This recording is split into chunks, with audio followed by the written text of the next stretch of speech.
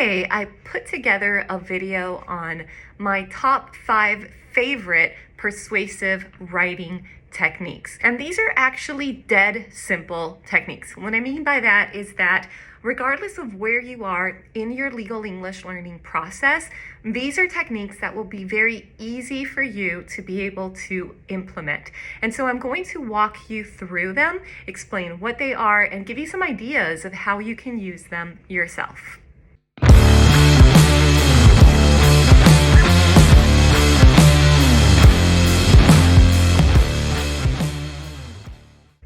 Hi there, I'm Paula Klammer. I'm a lawyer, translator, and legal English coach. And for the past 20 years, I've worked at the intersection between law and language, helping global professionals to communicate effectively in English as a second or foreign language. And today, I put together a video on my top 5 favorite persuasive writing techniques. So number 1 is establish a clear legal framework by citing relevant statutes, regulations, and precedents. But here's the secret. Don't start with that. Okay, so what I mean is this. It is really common for people who are trained in civil law jurisdictions to really start with the statute, not only in terms of where we begin to think logically about the law, which is fine. I mean, that is the starting point when you're in codified jurisdictions, but to also start your sentences there. And of course, we're talking about persuasive argument. So if you're thinking, oh, but wait a minute, I've seen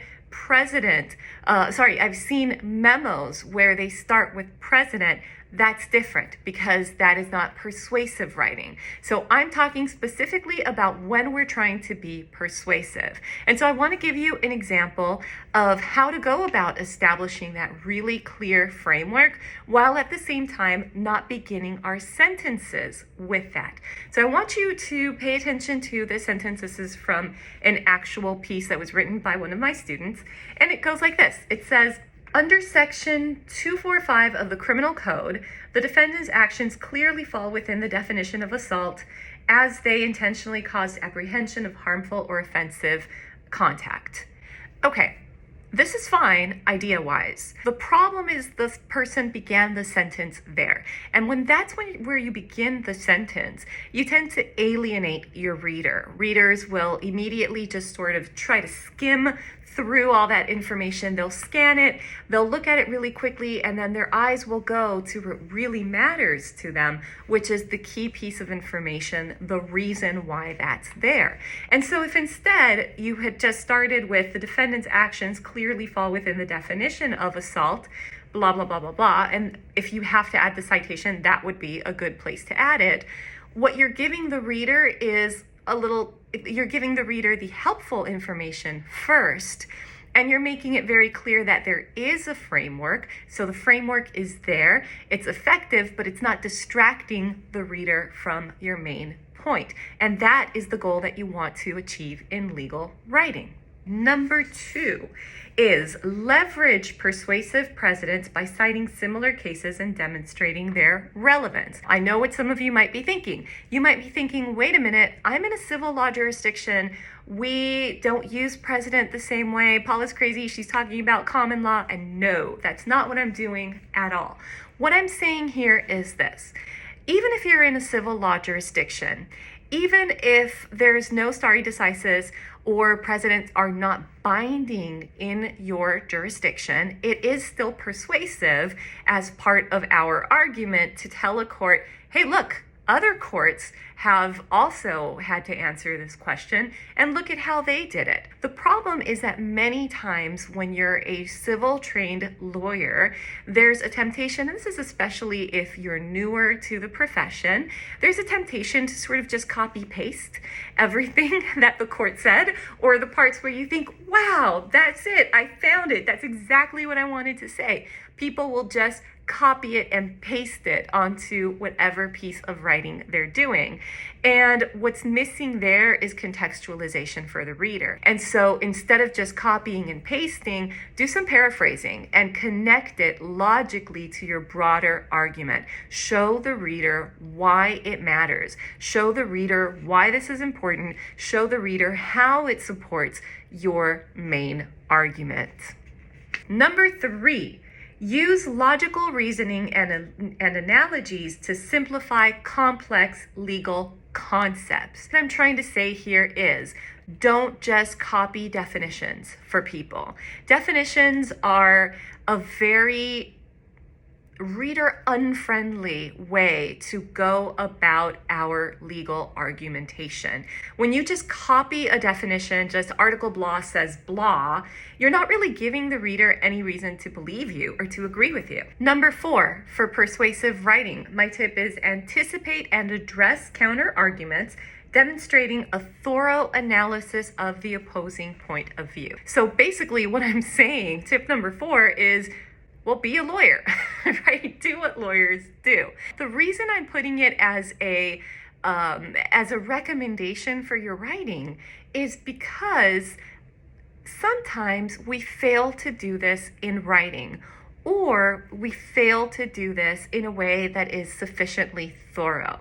And so what I mean by that is that many times I will read pieces that have been written by lawyers, especially when the lawyer is struggling to put that into words, especially in English, when English is a second or foreign language for them, where they kind of mention their possible counter arguments, but they shy away from them. And that will have a negative impact on your writing. It will make your writing a lot less persuasive. Number 5, this is going to be a really controversial one. I'm going to say something that's going to have some people cringing.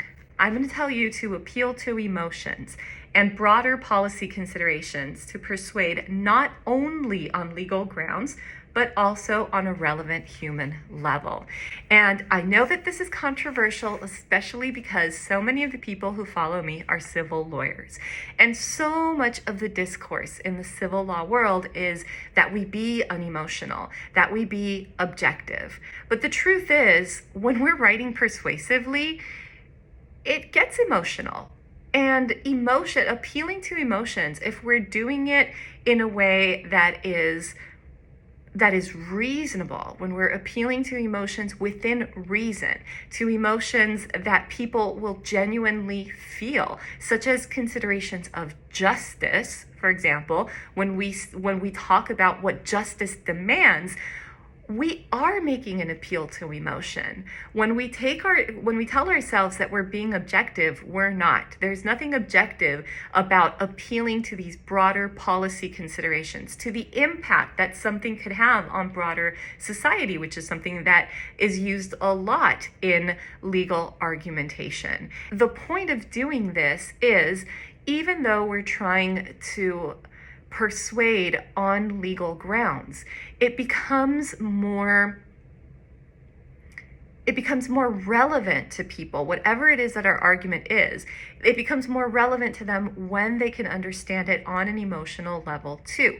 Research has actually demonstrated that people respond better to logical considerations when those logical considerations actually acknowledge the emotional side of what they're feeling, compared to how they react when the logical consideration is given without any kind of appeal to emotion at all. What this really means is that we think with our brains, of course, but figuratively, we also do think on an emotional level. So acknowledging that in our persuasive writing pieces can become a very powerful tool for that purpose, for the purpose of really convincing our reader of these arguments that we have put forward. And so just to recap these 5 tips, number 1 is to establish a clear legal framework, but don't begin your sentences with just the citation. Number 2, leverage precedents by citing similar cases and demonstrating their relevance. Number 3, use logical reasoning and analogies to simplify legal concepts. So don't just copy definitions, actually contextualize it for the reader. Number 4, anticipate and address counter arguments, don't just outline them. And number 5, appeal to emotions within reason and to broader policy considerations so that you are talking to a person not just on the intellectual level, but also on an emotional level. That really helps with persuasion. And of course, these are 5 tips for persuasive writing, which is our goal in the first place. I hope that you found these 5 tips helpful. I know that number 5 is going to be super controversial. I know that there are going to be some comments out there that are going to be really roughly in disagreement with me, and that is absolutely fine. I look forward to your comments anyway.